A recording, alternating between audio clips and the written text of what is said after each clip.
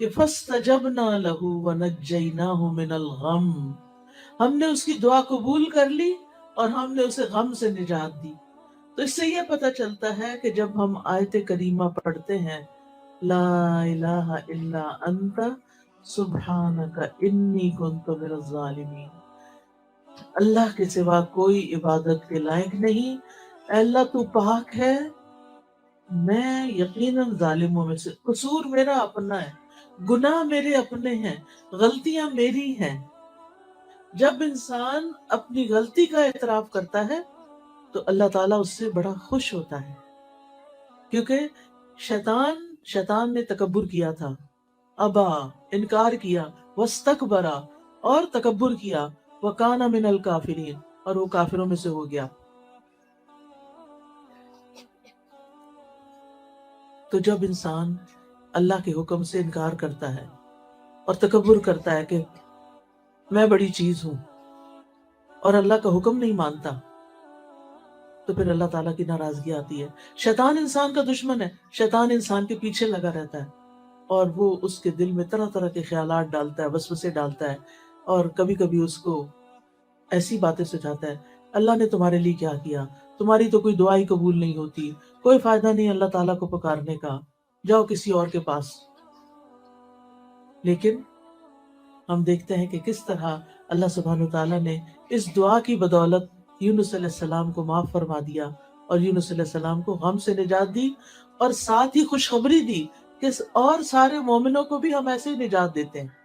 یعنی مطلب کیا تھا کہ اگر کوئی شخص کسی تکلیف اور غم اور مصیبت کے وقت یہ دعا پڑھتا ہے تو اللہ تعالیٰ اس کی تکلیف کو دور کر دیتے ہیں۔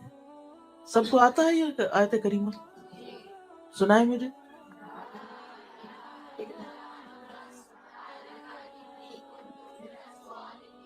شابش، بہت ہی اچھا۔ تو اس سے کیا پتہ چلتا ہے کہ جب دل پہ بوجھ آئے، جب دل پہ غم آئے، جب کوئی فکر آئے، جب دل اداس ہو، جب دل پریشان ہو، تو کیا کریں؟ یہ آیت کریمہ پڑھیں، تسبیح پڑھیں۔ تسبیح غموں کا علاج ہے۔ آپ دیکھیں یہاں بھی وہ کیا کہتے ہیں، سبحانک، تو پاک ہے، اللہ تیرا کوئی قصور نہیں، غلطی میری اپنی ہے، تو پاک ہے، تو ظلم نہیں کرتا، تو کسی پہ زیادتی نہیں کرتا، تو سب کا مولا ہے، تو سب پہ رحم فرماتا ہے، غلطی میری اپنی۔ آپ دیکھیں کہ آدم علیہ السلام نے جب شیطان کے بہکاوے میں آ کے اس درخت کا پھل کھا لیا تھا جس سے منع کیا گیا تھا، تو پھر کیا ہوا؟ اللہ تعالیٰ ناراض ہو گئے۔ انہوں نے اللہ تعالیٰ کو کیسے منایا؟ ربنا ظلمنا انفسنا وَإِن لَّمْ تَغْفِرْ لَنَا وَتَرْحَمْنَا لَنَكُونَنَّ مِنَ الْخَاسِرِينَ۔ آپ تو سب پڑھے لکھے ہیں ماشاءاللہ۔ بہت ہی خوشی ہو رہی ہے مجھے کہ آپ کو اتنی دعائیں آتی ہیں اور ضروری دعائیں آتی ہیں۔ اس دعا کا بھی مطلب کیا ہے کہ اے ہمارے رب، ہم نے اپنی جان پہ ظلم کیا، اگر تو نہیں بخشے گا اور تو رحم نہیں فرمائے گا، ہمارا تو بڑا نقصان ہو جائے گا۔ تو اپنی غلطی مان لینا، اپنے گناہوں پہ توبہ کر لینا، اپنے کسی قصور کو یاد کر کے رو دینا، یہ اللہ تعالیٰ کی رحمت لاتا ہے اور دعائیں جلدی قبول ہوتی ہیں۔ اچھا، ہمارا عام طور پر رواج یہ ہے کہ جب کوئی تکلیف آتی ہے تو ہم لوگوں کو کہتے ہیں مجھے پڑھ کے دے دو۔ اچھا، وہ جب پڑھتے ہیں تو وہ کہتے ہیں انی کنت من الظالمین، وہ تو اپنے قصوروں کی معافی مانگ رہے ہیں، آپ کو کیا دیں گے وہ؟ انہوں نے یہ تو نہیں کہا کہ یہ لڑکی جس نے مجھے کہا ہے یہ بڑی ظالم ہے، نہیں، وہ تو نہیں کہہ سکتے۔ تو ہر انسان کو خود اپنے لیے پڑھنا چاہیے، ٹھیک ہے نا، زیادہ سے زیادہ۔ اور اس میں کوئی شرط نہیں ہے کہ ضرور 1.25 ہی پڑھیں، آپ چاہیں تو 2 لاکھ پڑھ لیں، کسی نے منع نہیں کیا، 4 لاکھ پڑھ لیں، یا آپ چاہیں تو جتنی دفعہ آپ سے پڑھا جاتا پڑھ لیں۔ لیکن اصل چیز کیا ہے کہ آپ کے اندر ایک تاثیر ہونی چاہیے، پڑھتے وقت آپ کا دل رونا چاہیے، اللہ میری سے غلطی ہو گئی ہے، اس وجہ سے میری شامت آئی ہے، آپ مجھے معاف کر دیں۔ تو اپنی غلطیوں کا اعتراف جو ہے یہ انسان کی سرشت میں ہے۔ شیطان نہیں مانتا اپنی غلطی، اور جو انسان اپنی غلطی نہ مانے وہ شیطان کا بھائی ہے، ٹھیک ہے نا۔ अब हमें दूसरों को तो हम नहीं मनवा सकते, लेकिन हम अपनी अपनी फिक्र तो कर सकते हैं ना। अपनी मुश्किलात से तो निकलने के लिए ये वजीफा कर सकते हैं और करते रहना चाहिए। तो इस आयत से ये बात पता चलती है कि तस्बीह करना, ला इलाहा इल्लल्लाह पढ़ना, इसमें दो चीजें पढ़ी है इन्होंने, ला इलाहा इल्ला अंता। वैसे और दूसरे लफ्जों में हम कहते हैं ला इलाहा इल्लल्लाह, इसलिए गम का इलाज ला इलाहा इल्लल्लाह में, अल्लाह के सिवा कोई इबादत के लायक नहीं। जब कभी दिल बोझल हो, कसरत से पढ़े ला इलाहा इल्लल्लाह, ला इलाहा इल्लल्लाह, ला इलाहा इल्लल्लाह। आप देखेंगे थोड़ी देर के बाद आपका दिल हल्का होने लगे। और दूसरा इन्नी कुन्तु मिनज़ ज़ालिमीन, सुब्हानक, दूसरा है सुब्हानक, तू पाक है। तो उसमें हम कैसे पढ़ सकते हैं? सुभान अल्लाह, सुभान अल्लाह, सुभान अल्लाह। एक दफा सुभान अल्लाह कहने से जमीन और आसमान के बीच की फजा भर जाती है, इतना बड़ा कलमा है ये। एक दफा अल्हम्दुलिल्लाह कहने से मीजान भर जाता है, इतने वजनी है ये कलिमात। अल्लाह का जिक्र बहुत बड़ी चीज है, मामूली चीज नहीं है। वला जिक्रुल्लाहि अकबर, इसलिए हमें कसरत से अल्लाह को पुकारना चाहिए। और जो अल्लाह को पुकारता रहता है, अला बिज़िक्रिल्लाहि तत्मइन्नुल कुलूब, खबरदार, अल्लाह के जिक्र से दिलों को इत्मीनान आ जाता है। लेकिन हम अक्सर ये भूल जाते हैं, हम भूल जाते हैं कि अल्लाह के जिक्र में इत्मीनान है, अल्लाह के जिक्र में सुकून है। तो अल्लाह सुब्हानहू तआला को हर हाल में याद करते रहे और तस्बीह पढ़ते रहे और ला इलाहा इल्लल्लाह तौहीद का इकरार करते रहे। इस दुआ के बारे में नबी सल्लल्लाहु अलैहि वसल्लम ने फरमाया, यूनुस अलैहिस्सलाम ज़ुन्नून की दुआ जब वो मछली के पेट में थे, यानी ला इलाहा इल्ला अंता सुब्हानका इन्नी कुन्तु मिनज़ ज़ालिमीन, जब भी कोई मुसलमान किसी मामले में इन अल्फाज के साथ अपने रब से दुआ करे, उसकी दुआ जरूर कबूल होगी। यानी अगर आपकी कोई और दुआएं भी हैं, कोई हाजतें हैं, तो ये तस्बीह पढ़ के एक दफा पढ़े, दो दफा पढ़े, तीन दफा, पांच दफा, जितना आपके पास टाइम है, या दुआ मांगने से पहले आप पढ़ लें और फिर अपनी दुआ करें।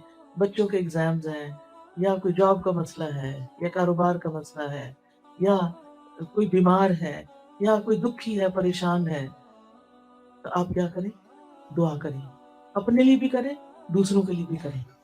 मुसलमान की दुआ मुसलमान के हक में कबूल होती है और उसके लिए फरिश्ता दुआ करता है, या अल्लाह इसको भी यही अता फरमा।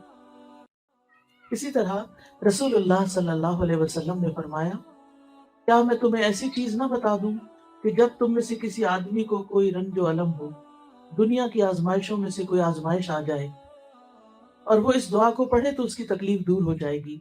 तो आपसे कहा गया क्यों नहीं?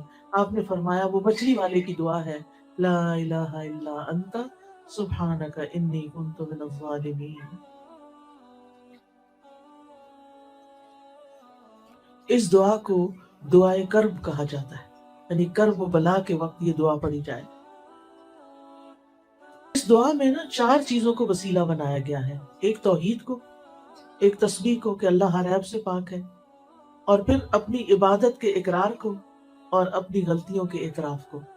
ये चार चीजें हैं खास इस दुआ के अंदर, जिसकी वजह से दुआ की कबूलियत होती है।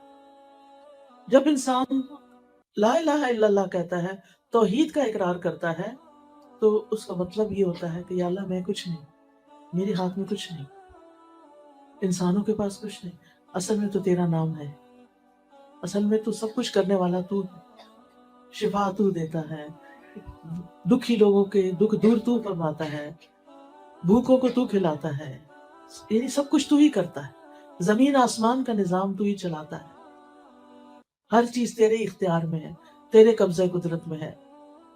तो जब हम ये इकरार करते हैं तो फिर उसके नतीजे में अल्लाह ताला हमसे राजी होता है, क्योंकि अल्लाह ताला सबसे बड़ा है और अल्लाह ताला को ये पसंद है कि बंदे उसकी बड़ाई का इजहार करें।